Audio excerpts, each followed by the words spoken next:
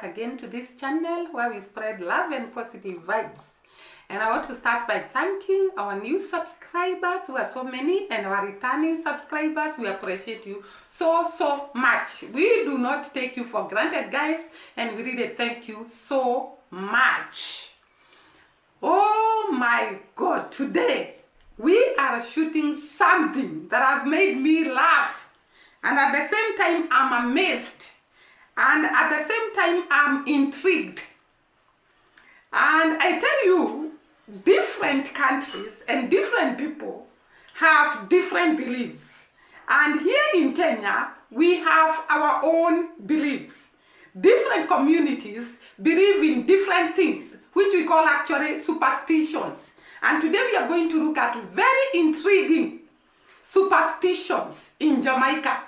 And before I go all the way to the rad we all love, I want to talk about the superstitions, some of the superstitions that some of the communities in Kenya have.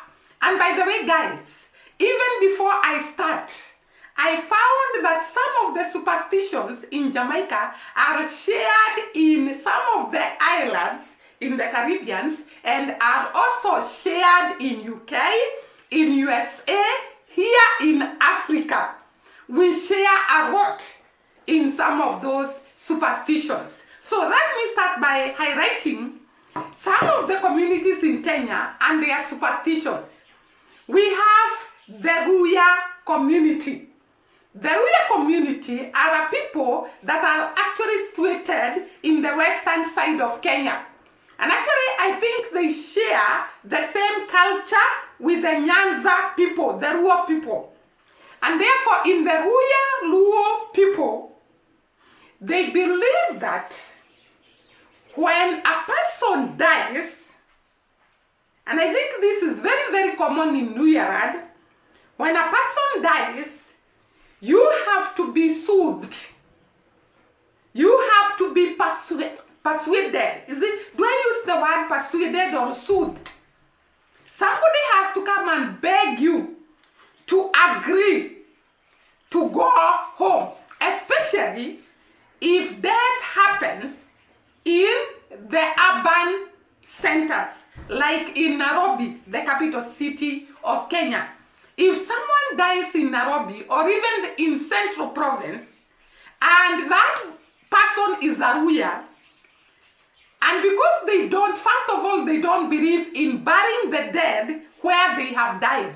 They have to transport the dead body all the way to the western Kenya, to the western Kenya.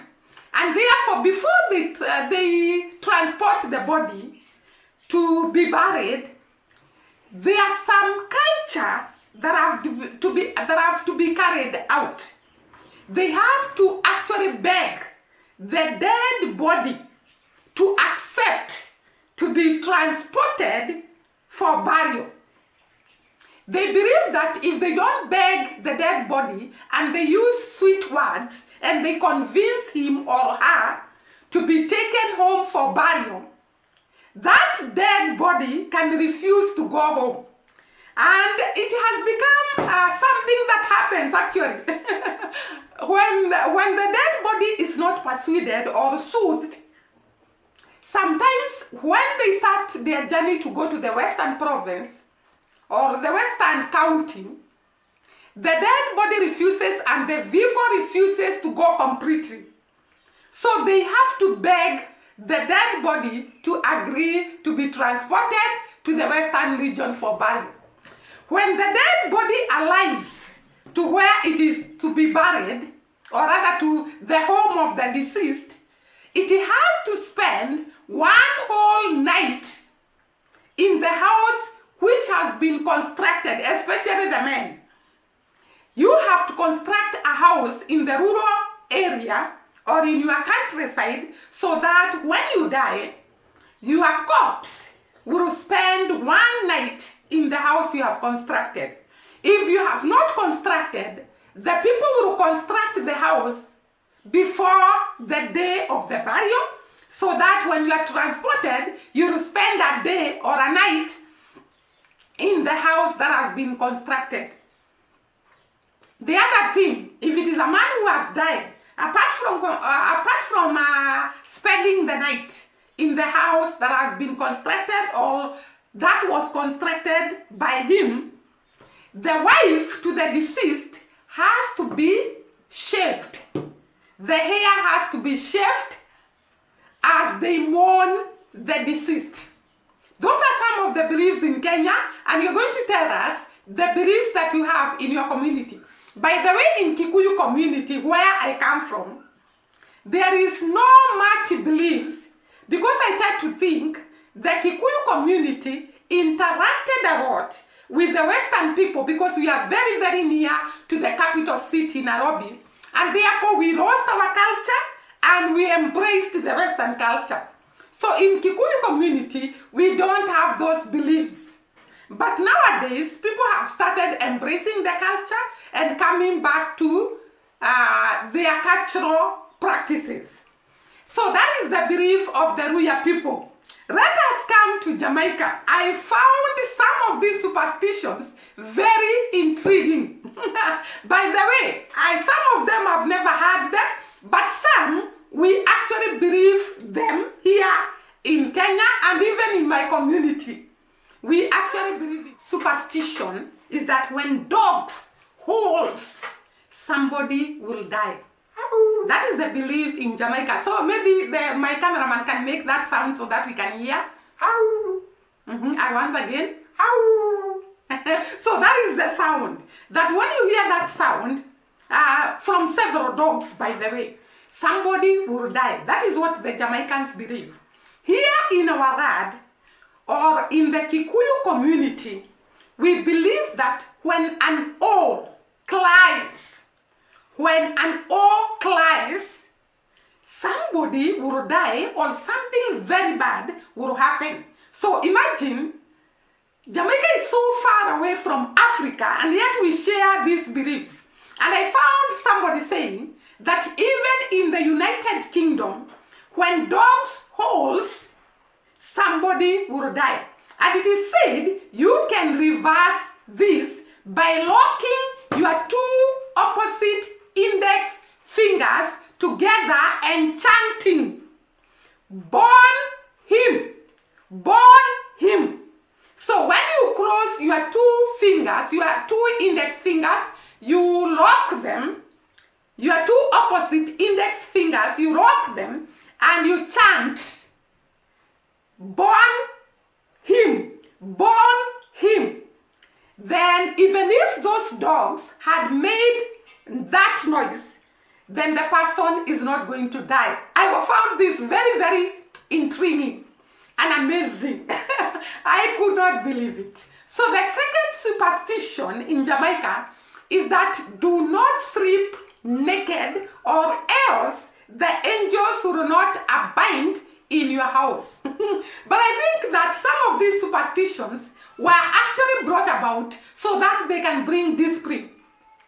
Here in Kenya, we are told not to sleep naked because thieves can come and find you naked, or somebody can call emergency, and when you are running, you run outside naked. So we don't have the superstitions that the angels will not abide in our houses, but we believe that when you sleep naked, there can be an emergency, and then when you are coming out, you come out naked. So most of us, or rather, let me not use the word most, because sometimes it depends on individual. Sometimes we can sleep naked. It's not actually cast on a rock and a stone. People sleep naked, despite all those sayings and superstitions. Actually, I found people saying, "I have been sleeping naked and nothing has happened to me because it's healthy, it's comfortable, it's good." So it depends on individual and what you believe and what you actually, you are what can I talk about? Like us, your fear, because like I actually dread sleeping naked because maybe thieves can come like we are told, or an emergency can arise And when you are coming out, you come out naked. So that is another superstition that is in Jamaica. The other one is that do not say good night when coming from awake. That is in Jamaicans. Remember that Jamaicans have wakes when somebody dies for several days, dancing, singing, and celebrating the deceased. And therefore, you are not supposed to say good night when you are leaving a home where there is a person who has died. It is believed that when you say good night, the spirit of the deceased or another spirit will follow you. And by the way, guys, I think this is too serious, because I saw people actually giving a testimony of their own experience in wakes. And somebody was saying she said good night when she visited a deceased home. And when she told the people who are holding the wake good night, she left to go to her house. And when she was on her way to her house, she felt that someone was following her. Oh my God, I could not believe this, by the way. So she could experience sensitivity, like somebody is following her. And she started experiencing the scent of that person, smelling some perfume from that particular person. And I think she was so scared until she telephoned the cousin. And the cousin told her, when you arrive in your compound, which is another superstition in Jamaica, when you reach in your compound, do not enter your house immediately.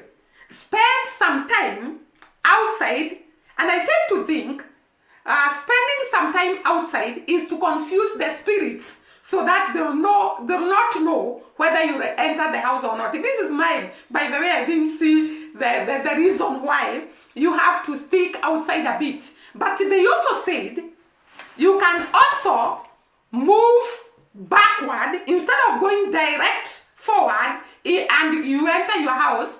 You can start entering your house in a backward way, so that the spirits do not follow you again. And he says that the cousin directed her to actually enter the house backward or stay outside for some time, so that she can confuse this spirit that was following her. And she says that when she did that, maybe entered the house backward, she did not experience that feeling that someone is following her. So it completely vanished, and she entered the house and she was comfortable. Then she gives another story of a friend who went to a wake and actually said good night. And then she was escorted by somebody in his own vehicle. So she has said good night in the wake, and she has left together with somebody who has driven her to her own home. So when she arrived in her own home, she didn't do those practices of going backward or waiting for some time outside the house. She just entered the house, and she decided to turn back and see the driver leaving. And to her surprise, when she turned back to see the driver leaving, she saw the body, the spirit of the deceased. Where the wake was, she found the spirit of that dead person was there. And it was very, very frightening. So it is like somehow this one works. I saw so many people talking about moving backward as you are entering the house, or waiting for some time outside, especially at night when you are entering your house. Actually, that is another superstition, that when you come to your house at night, you should not go direct to your house. You should either spend some minutes outside the house or move backward and enter the house in a backward way, not forward. But here in Kenya, we believe that it is only devil worshippers who enter the house backward. We don't practice that here in Kenya. It is believed that when you see people moving backward to enter the house, they are devil worshippers. That is our belief here in Kenya. So the next superstition is, so another girl was actually saying, so I wanted to say another superstition, but let me first narrate this one. I also saw that this girl used to come home and call the mom while she's outside, shout the name of the mom when she's outside before she enters the house. And one day, the mom told her, do not be shouting at me when you are outside. You can actually be calling me and telling me you are coming. As here in Kenya, we are used to calling people when we are outside so that maybe they can open the door or open the gate. And therefore, this girl used to call the mother while she's outside. And then the mother told her one day, do not be calling me when you are outside. You should actually telephone me before you arrive, because your voice, I always hear your voice being imitated by somebody. And this girl thought maybe the voice was being imitated by the spirits. Here in Kenya, by the way, we don't believe very, very much in the spirits. But there are people, like I have told you, who really believe. It is only in my community. But nowadays, people are actually practicing those practices. But the ones who are Christians, they don't actually believe in those things. And therefore, the other superstition in Jamaica is that if you do what? You should light the lamps or the light before 6, or else angels won't visit you. That you should put on electricity if you're using electricity, or if you're using a lamp, you should put it on before 6 p.m. so that the angels can visit you. Otherwise, the angels won't visit you. This one we don't have here in Kenya. Actually, we can light the lights even at 7, even at the time we find the house is too dark. So we don't actually believe in this one, but I saw that it is actually a belief in Kenya. Then, there was one I saw that if you scratch the bottom of your foot, if you scratch, by the way, I do that so much often, but I didn't know about this belief until I came across it. So it is believed that if you scratch the bottom of your foot, either you will have new shoes or you will walk on a grave. By the way, tell me whether this is true. Because I scratch a lot the bottom of my foot, and it is said that when you scratch the bottom of your foot, you are either going to buy a new shoe, or you're going to get a new shoe, or you'll step, or rather you'll walk on a grave. I don't know how true that is. The other one is that never sweep dust outside of the house during the night. This is Jamaican superstition that you should not sweep. By the way, it's not only Jamaica. I'll tell you the countries that share these superstitions, all of them, with Jamaica. So, you should not sweep. By the way, we used to be told when we were young, you should not sweep the house at night. But I hear, also here in Kenya, we believe, especially in my community, you should not sweep the house when the visitors are in. It's like you are sweeping them out. So this one I saw that you should not sweep the dust particles outside the house at night. You should actually sweep at a corner, you put the dust at a corner, and then in the morning, you can sweep it outside. And it is, I don't know why this is so. Maybe the people who know about this can tell us why it is done. The other one is actually the one I have said, you walk backwards to go to your house at night. You don't walk forward, or you stay outside a bit before entering the house, because you are going to be accompanied by the evil spirit if you move direct inside the house, or if you don't spend some time outside. So this is just a belief or a superstition in Jamaica. The other one, which is actually very, very common here in Kenya, is that do not point at graves with your fingers. If you do so, you will bite. Okay, In Jamaica, you should not point the grave using your fingers. And also here in Kenya, we don't point the grave with our fingers. I don't know why, but that is something I also don't do. Because we found people saying you should not point at the grave using your finger. But here in Jamaica, I saw you are not supposed to do it. But if you happened to do it, you are supposed to bite your finger. Your 10 fingers, you bite them, all of them. And you let that saliva dry. That way, you will not be affected by whatever evil follows when you point the grave with your fingers. By the way, here in Kenya we don't, but I don't know why. It has been there that you should not point the grave using your fingers. The other one, do not, okay, that one I have said, do not say, I am gone, or me gone. This is Jamaican. Do not say, I am gone, or me gone, if you have visited a home where there is a deceased. If you go to where somebody has died, you should not say, I am gone, or me go, me gone. So instead, you should say, I'm turning my back. So there is nothing like saying, I'm gone, or me gone. Instead, you should say, I'm turning my back. Because if you say, I'm gone, or me gone, it means the evil spirits will follow you. So Jamaicans don't say, I'm gone, when they visit a deceased home.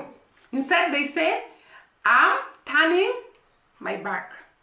The other one is, do not throw water at night. If you do that, or rather, let me first say, you do not throw water outside at night. Here in Kenya, especially in my community, I have heard something like that. We don't throw water outside at night, but I don't know why. But I found that in Jamaica, you do not throw water outside at night because you can throw at the spirits. So before you throw water, you clear your throat. Like that. So you first clear the throat before throwing the water. By clearing the throat, you alert the spirit that you are pouring or you are throwing something outside. I don't know whether they run away or what they do. So you don't just throw water outside. You first clear your throat so that you can alert the spirits before throwing the water. The other one, do not give someone something and take it back. I've never heard of this, but I think this is supposed to make people be disciplined. Because it's so wrong to give somebody something and then you take it. So it is said that you should not give somebody something, then you take it back. If you do this, a big swearing will come to you on your forehead. You have a very big swearing on your forehead. By the way, if this can be true, most of us would have that swearing on our forehead because there are so many times people, especially when we are children, you give something to the other child and then you take it back. So I think this was actually supposed to give people discipline of not giving people things and then they take them back. The other one, do not speak loud at night. This is also, I think, for discipline.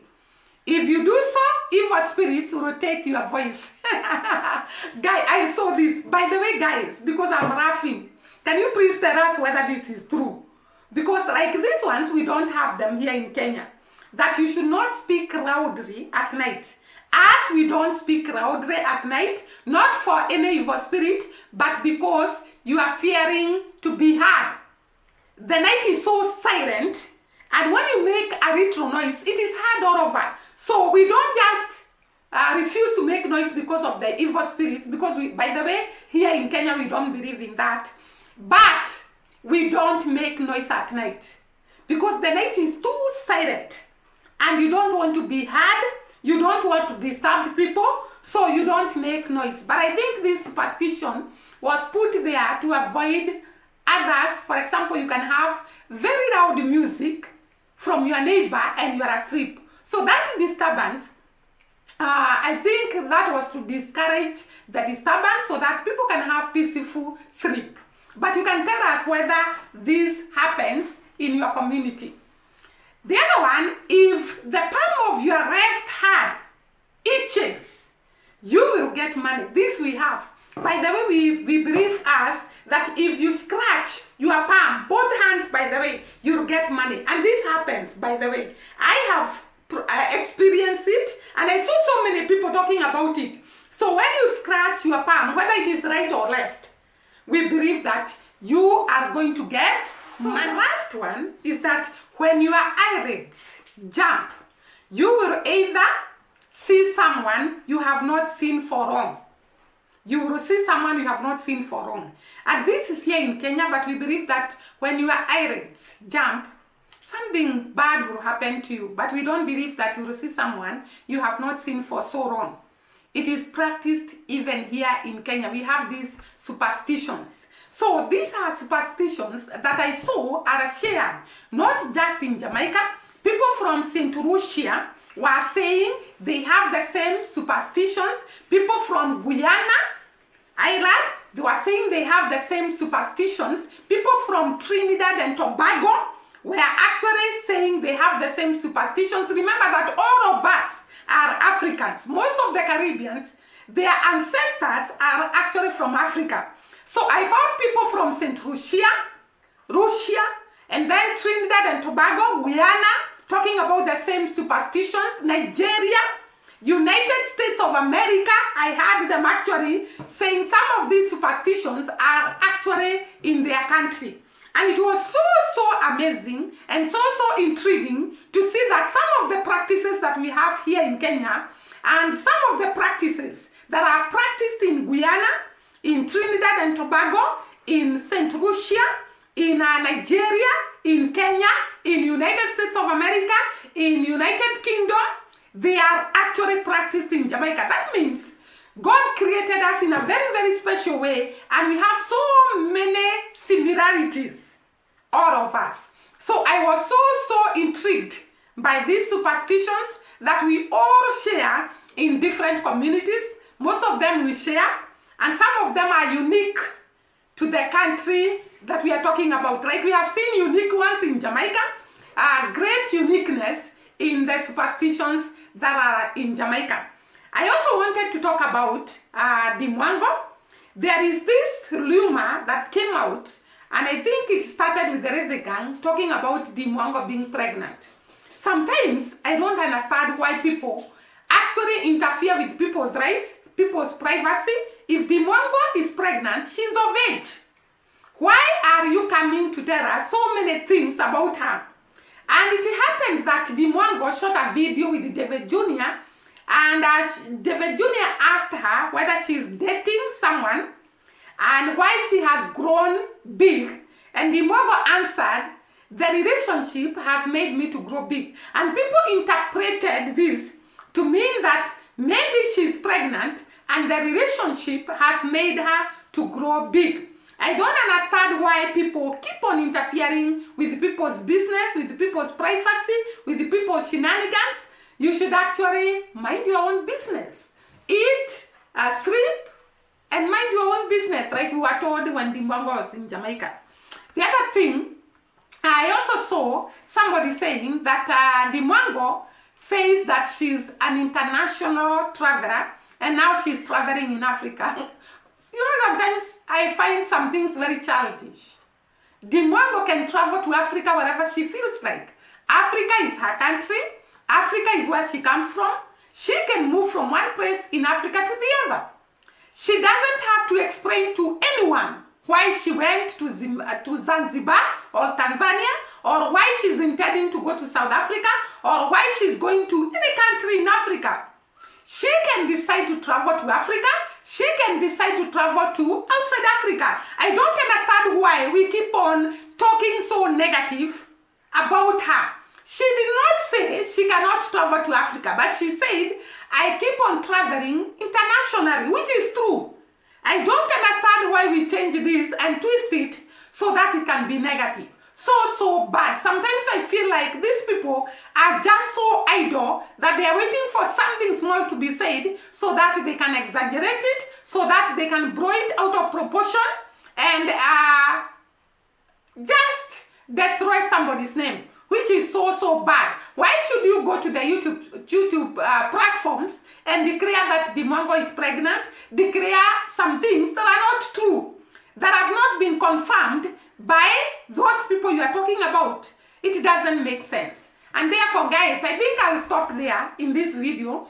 And once again, see you during the next video. Bye bye and God bless.